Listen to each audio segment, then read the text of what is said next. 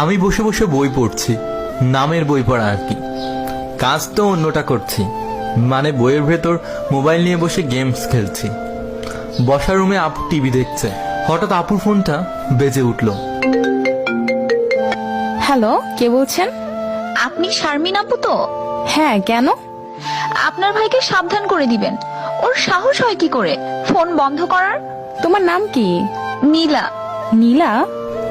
আপুর মুখে নীলা নামটা শুনে থ হয়ে গেলাম। মেয়েটা আপুর নাম্বার পেল কোথায়? একটু আড়ি পাতলাম কি বলে শোনার জন্য। আমার ভাইয়ের সাথে কি? আপনার ভাইকেই জিজ্ঞাসা করেন আমি তার কে। আচ্ছা, কি হয়েছে শুনি। আপু আজ 3 দিন ও ফোন বন্ধ করে রেখেছে, আমার সাথে কথা বলে না। আহা, কাঁদছো কেন? কথায় কথায় কাঁদতে হয় নাকি? আপনি কখনো কাউকে ভালোবেসেছেন? না, কখনো সময় সুযোগ হয়ে ওঠেনি। যদি কখনো ভালোবাসতেন তাহলে বুঝতেন আমি কেন কাঁদি।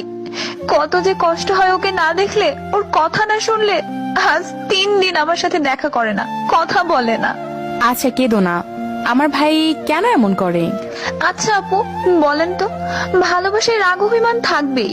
যে ভালোবাসতে জানে সে রাগও করতে জানে। আমি না হয় একটু রাগ করে বকাঝকা করেছি, তাই বলে ফোন বন্ধ করে রাখতে হবে? কলেজে আসে না, ওর সাথে কথা না বলে আমি থাকতে পারি না। এখন আমি কি করব বলেন তো?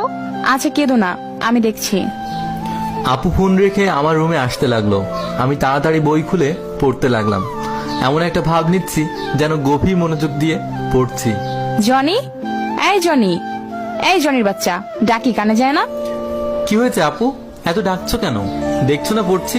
ডাকছি কি আর সাদে? তোর ফোন কোথায়? এই তো, কেন? তোর ফোন বন্ধ কেন?